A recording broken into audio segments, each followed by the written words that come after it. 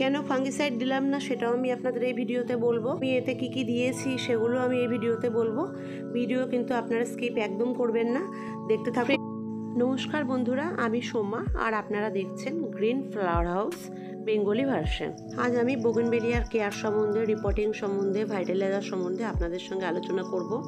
আপনারা কিন্তু স্কিপ করবেন না। এটা আমার প্রথম ভিডিও, সেই জন্য আমি মনে করলাম যে বোগেনভেলিয়া এখন সবার প্রিয় গাছ, প্রতিটা ঘরে ঘরে বোগেনভেলিয়া খুব প্রিয়। আমার প্রথম ভিডিওটা একটু ইনফরমেটিভ হওয়া উচিত, তার জন্য আমি আজকে বোগেনভেলিয়া ভিডিও করলাম। কিছুদিন আগে গাছগুলোর আমি প্রুনিং করে দিয়েছি। প্রুনিংয়ের ভিডিওটা হয়তো আমি শর্ট ভিডিওতে আপনাদের দেখিয়ে দেবো। প্রুনিং আর রিপোর্টিং কখনো এক টাইমে একদিনে করতে নেই, মিনিমাম 7 দিন গ্যাপ রাখতে হয়। এই 7 দিনের গ্যাপে আমি প্রুনিং করেছি। প্রুনিং করার পর দেখতে পাচ্ছেন অনেক ছোট ছোট পাতা চলে এসেছে। এবার আমি এই গাছগুলোকে রিপোর্টিং করব।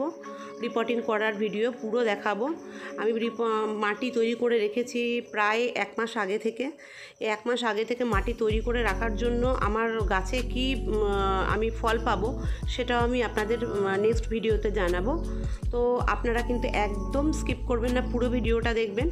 আর এখনও যারা সাবস্ক্রাইব করেননি তারা আমার চ্যানেলে সাবস্ক্রাইব করে দিন, তার পাশে থাকা বেল আইকনটি প্রেস করে দিন, তাতে আমার যে নিউ ভিডিও আছে আমি যখন ভিডিও আপলোড করব সর্বপ্রথম আপনাদের কাছে নোটিফিকেশান চলে যাবে। এখনকার পরিস্থিতি আমার গাছ দেখতেই পাচ্ছেন, ফুলে ভরে রয়েছে। এটা ক্যালিফোর্নিয়া গোল্ড, অনেক ফুলে ভরে আছে। এটা প্রুনিং করার সময় আমাকে দেয়নি, তার আগেই অনেক ফুল ফুটে গেছে, তার জন্য এটা প্রুনিং করা হয়নি। আর বাদবাকি গাছগুলোর পরিস্থিতি এখন দেখতে পাচ্ছেন, এগুলো কিন্তু হালকা হালকা ফুল আসছে। এটা জুয়েল পিচ, এটা জুয়েল পিঙ্ক, আর এটা মোনালিসা রেড, এটা হচ্ছে চিত্রা ক্রিম। দেখতেই পাচ্ছেন খুব ছোট ছোট ফুল, গাছও অনেক ছোট।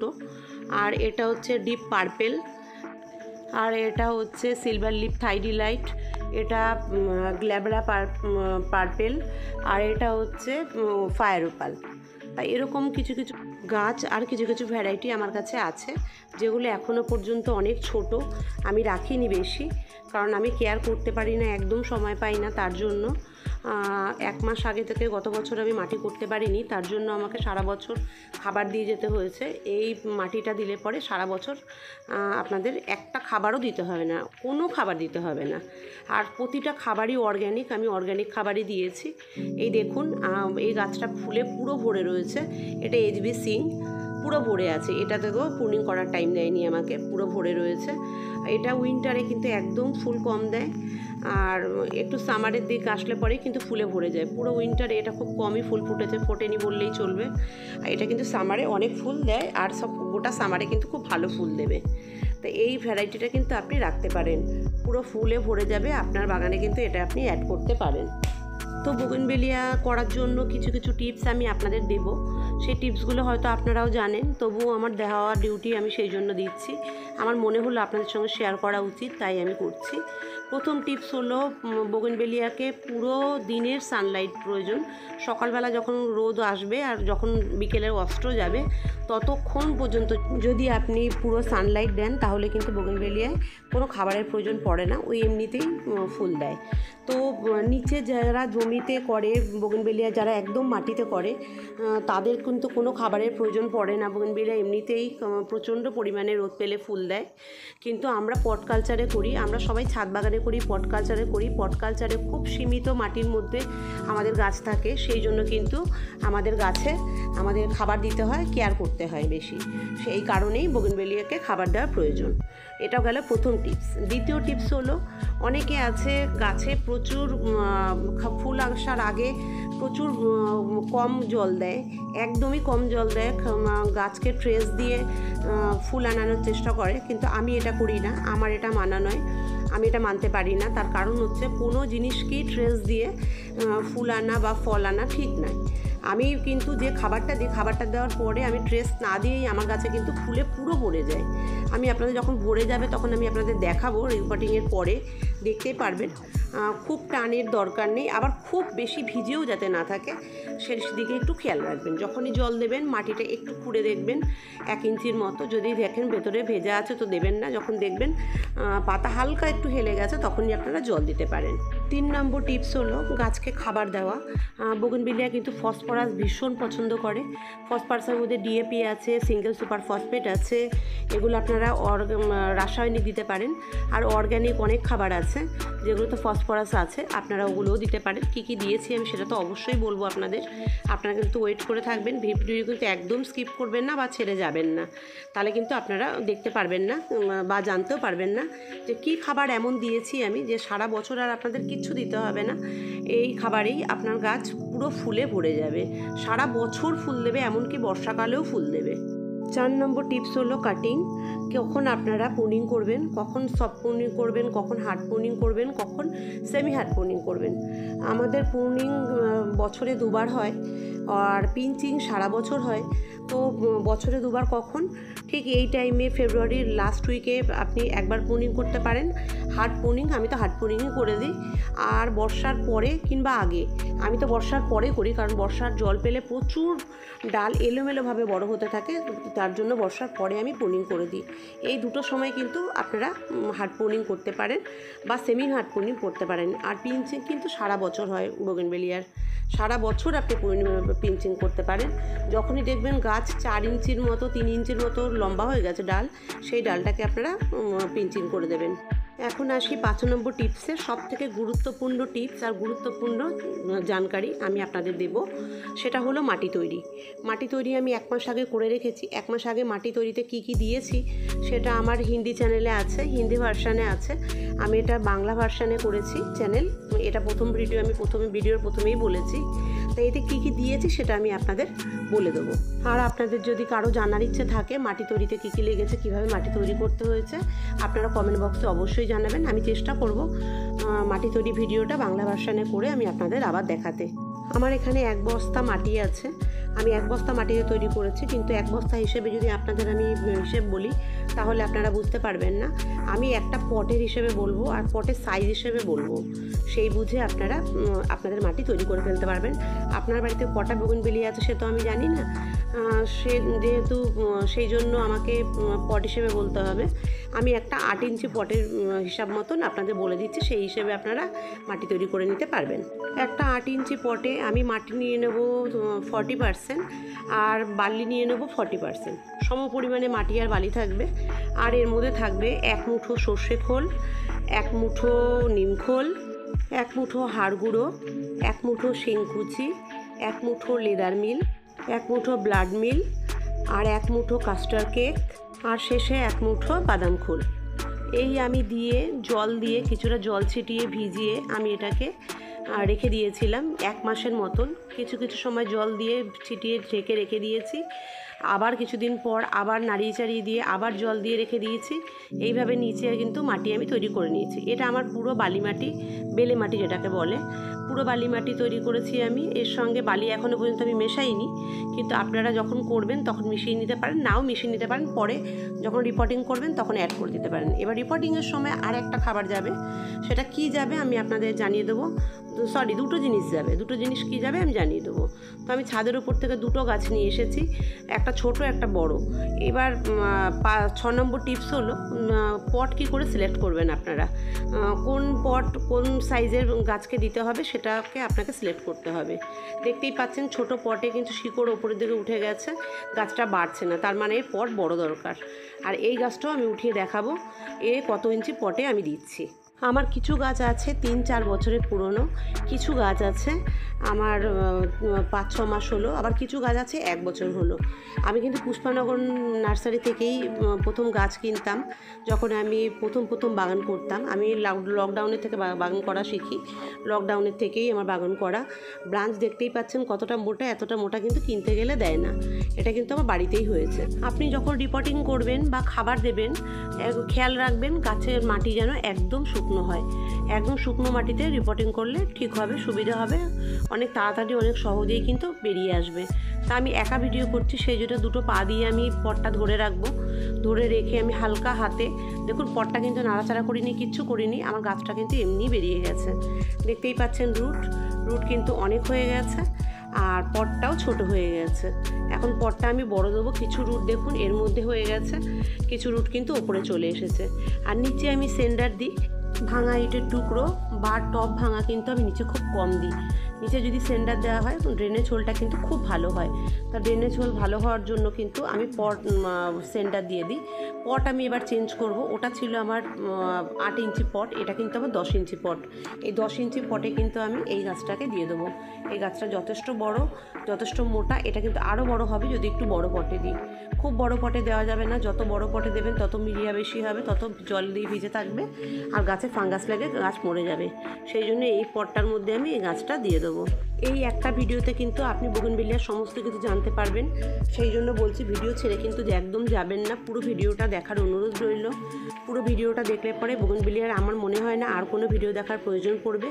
যদি আপনারা বাংলা না বোঝেন, যে বুঝবেন না, সেই হিন্দি চ্যানেলে আমার দেখতে পারেন, আমি লিঙ্ক ডেসক্রিপশন বক্সে দিয়ে দেবো। আর যদি যে বুঝবে বাংলা সে এটা দেখতে পারবে, দেখে নিন। আমি যেই পটে রিপোর্টিং করব সেই পটের নিচে কিন্তু আমি সেন্ডার দিয়ে দিলাম। এবার আমি দিয়ে দেবো কিছুটা বালি, শুকনো বালি, যেটাকে স্যান্ড বলা হয়। ঘর তৈরি করার জন্য যে বালি দরকার পড়ে, মোটা দানা বালি, সেই বালি দিয়ে আমি ড্রেনেজ হোলটা খুব সুন্দর করে নেব। কারণ বোগেনভিলিয়ার কিন্তু সবথেকে মোস্ট ইম্পর্টেন্ট যেটা, সেটা হলো ড্রেনেজ হোল ঠিক করা। ড্রেনেজ হোল ঠিক করার জন্য এটা দিয়ে দেবো। এবার আমি নিয়ে নিলাম আমার তৈরি করা মাটির থেকে কিছুটা মাটি। মাটির মধ্যে কিন্তু কিছু টুকরো টুকরো দানাও আছে, সেগুলো কিন্তু হালকা হাত দিয়ে চাপ দিলেই ভেঙে যাবে। সেগুলো আমি ভালো মতন করে ভেঙে নেব। ভেঙে নেওয়ার পর আমি যে 8 ইঞ্চির পটটা ছিল, সেই 8 ইঞ্চি পটের সাইজে আমি মাটিগুলোকে মেপে নেব। মাটিগুলোকে কীভাবে মেপে নেব দেখুন। আমি এখানে হাফ পট মাটি নিয়ে নিয়েছি। হাফ পট মাটি এই জন্য নিয়ে নিয়েছি, তার কারণ হচ্ছে এটা বালি মাটি, এতে খুব কম বালি দিলেই হবে। আর যাদের এঁটেল মাটি তাদের কিন্তু 50% করে মাটি আর বালি দিতে হবে, যেটা আমি আগে বলেছি। তো মাটি নিয়ে নিলাম। এবার আমি বালি নিয়ে নেব। বালি নিয়ে নেব, যতটা মাটি নিয়েছি তার হাফ বালি নিয়ে নেব। হাফ পট মাটি নিয়েছি, তো 4 ভাগের 1 ভাগ বালি নিয়ে নেব। তাহলে দেখুন 4 ভাগের 1 ভাগ আমি বালিও নিয়ে নিলাম, মোটা দানা বালি, যেটা ঘর তৈরি করতে লাগে। এবার এই বালিটা মাটির মধ্যে মিশিয়ে দেবো। মিশিয়ে দিয়ে আমি ভালো করে মাটিটাকে বালির সাথে মিশিয়ে নেব। এবার আমি এতে অ্যাড করে দেবো গোবর সার। কারণ আমি আপনাকে বলেছি রিপোর্টিংয়ের সময় আমি দুটো জিনিস অ্যাড করব। আমার বাড়িতে বানানো গোবর সার অন্তত 2 বছরের পুরনো, সেটা আমি দিয়ে দিলাম। একটা কালো প্লাস্টিকের বাটির 1 বাটি।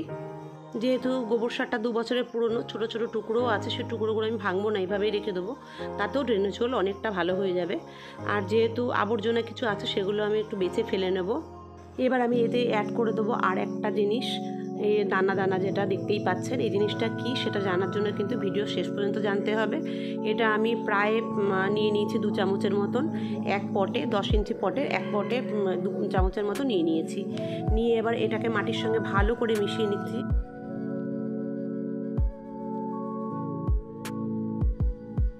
মাটিটা ভালো করে মেশানো কমপ্লিট। এখন আমি পটের মধ্যে দিয়ে দিয়েছি হাফ পটের মতন মাটিটা। দেওয়ার পর এবার আমি এর মধ্যে গাছ বসিয়ে দিই। এতক্ষণ আমি মাটি তৈরি করেছি, এবার আমি গাছটা লক্ষ্য করব। গাছটার কিছুটা শিকড় আমি একদম কেটে দেবো। দেখতেই পাচ্ছেন এরকম একটা কিছু সাহায্যে গাছটা শিকড়টা থেকে মাটি থেকে একদম কেটে দিন। মাঝখানে কিন্তু একদম হাত দেবেন না, ওটা বেয়ার রুটে একদম হাত দেবেন না, সাইড থেকে আর নিচের থেকে মাটি কেটে শিকড় কেটে বাদ দিয়ে দিন। কোনো প্রবলেম হবে না, আপনি এইভাবেই কেটে বাদ দিতে পারেন। দেখুন গাছটা কত বড় ছিল, কত ছোট হয়ে গেছে। আমি কিন্তু কেটে ফেলে দিয়েছি, দেখতেই পাচ্ছেন শিকড় আছে, মাটি আছে। আগের মাটি কিন্তু আমি ইউজ করলাম না। এবার গাছটা আমি পটের মধ্যে বসিয়ে দেখলাম কতটা যাবে। এবার আমি সাইড দিয়ে মাটি দিয়ে ভরে দেবো।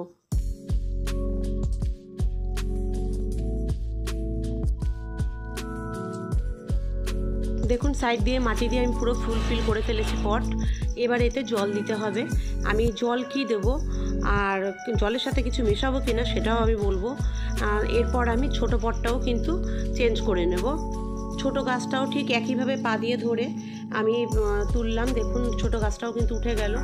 বড় গাছের থেকে ছোট গাছের শিকড় দেখুন একদম পুরো রুটে ভরে গেছে, পুরো বিছানার মতন রুট হয়ে গেছে, মশারির মতন রুট হয়ে গেছে। নিচে কিন্তু সেন্টার আছে, দেখতেই পাচ্ছেন। আমি একই প্রসেস কিন্তু সব গাছেই করি। আর রুট আমি এটারও কেটে দেবো।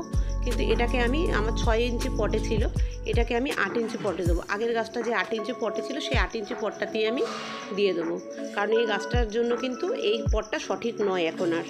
যখন আমি এনেছিলাম তখন আমি 6 ইঞ্চি পটে দিয়েছিলাম, এখন আমি 8 ইঞ্চি দিয়ে দেবো। এবারে সাইড থেকে আমি কেটে নেব ভালো করে সুন্দর করে। আমি আগেই বলেছি মাঝখানে কিন্তু হাত দেওয়া যাবে না, সাইড থেকে আর নিচ থেকে কেটে নিতে হবে। দেখতেই পাচ্ছেন আমার গাছটা কিন্তু কাটা হয়ে গেছে।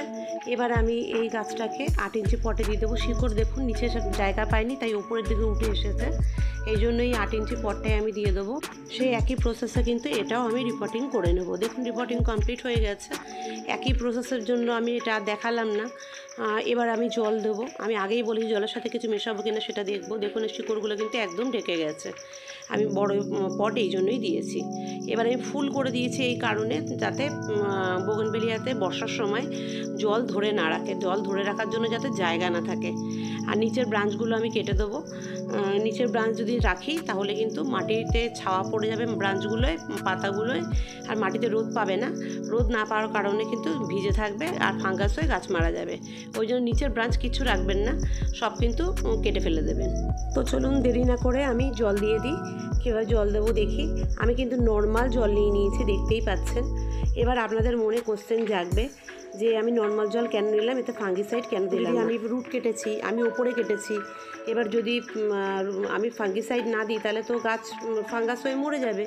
এটা আপনাদের মনে কোশ্চেন আসতে পারে, তবে প্রথমে জলটা দেওয়া দেখাই, তারপর আমি বলে দিচ্ছি। দেখুন জল প্রথমবার দিয়েছি, প্রথমবার অনেকটা টেনে গেছে, দ্বিতীয়বার জল দেওয়াতে কিন্তু নিচ থেকে দেখুন জল বেরিয়ে গেছে। ঠিক এইভাবে ড্রেনেজ জল আপনাদের তৈরি করতে হবে। 5-7 সেকেন্ডের মধ্যে কিন্তু জল বেরিয়ে যাওয়া চাই, তবেই কিন্তু বোগনভেলিয়া গাছ ভালো হতে পারবে। আর শিকড় খুব তাড়াতাড়ি ছড়াবে, গাছ গ্রোথ কিন্তু খুব ভালো হবে, গাছ অনেক বেড়ে উঠবে। আমার রিপোর্টিং কমপ্লিট, আপনাদের মাটি দেখানো কমপ্লিট, সব দেখানো কমপ্লিট। আমি গাছ দুটো আবার ছাদের নিয়ে এসেছি, নিয়ে এসে এর মধ্যে আমি আইডি মিটে গেছিলো, নষ্ট হয়ে গেছিলো, লেখাটা মুছে গেছিলো, সেই আইডিগুলো লিখে আবার আমি ছাদে রেখে দিয়েছি। বাদবাকি গাছগুলো আমি রিপোর্টিং করে দেবো এইভাবেই, একইভাবেই। আর এই গাছগুলো যখন ফুল ঝরে যাবে তখন আমি রিপোর্টিং করে দেবো। আর একটা কথা আপনাদের খুব জরুরি বলার আছে, গাছে যখন ফুল অনেক দিন ধরে থাকবে গাছের এনার্জি কিন্তু ততই নষ্ট হবে। যখন দেখবেন গাছের ফুল কিছুটা পুরনো হয়ে গেছে কিন্তু এখনও ঝরেনি, সেই ফুল কিন্তু আপনারা কেটে ফেলে দেবেন, তাহলে কিন্তু গাছের এনার্জি নষ্ট হবে না। এই গাছে ফুল বেশি দিন রাখার কারণেই কিন্তু বোগনভেলিয়া গাছে একটাই রোগ হয়, সেটা হলো ক্লোরোসিস কিন্তু চলে আসে। আমার পাশের গাছটাই এটা, কিন্তু আমার গোল্ডেন সানশাইন, এর পাশের গাছটা কিন্তু ক্লোরোসিস চলে এসেছে, পাতাগুলো পুরো সবুজ হয়ে গেছে। যে মাটি দিতে সে মাটিতে ঠিক হয়ে যাবে, বাট এটাতে আপনারা লক্ষ্য রাখবেন ফুল খুব বেশি দিন কিন্তু রাখা যাবে না। যখন দেখবেন ফুল হালকা ফেড হয়ে গেছে ওই ডাল থেকে ফুল কেটে ফেলে দেবেন।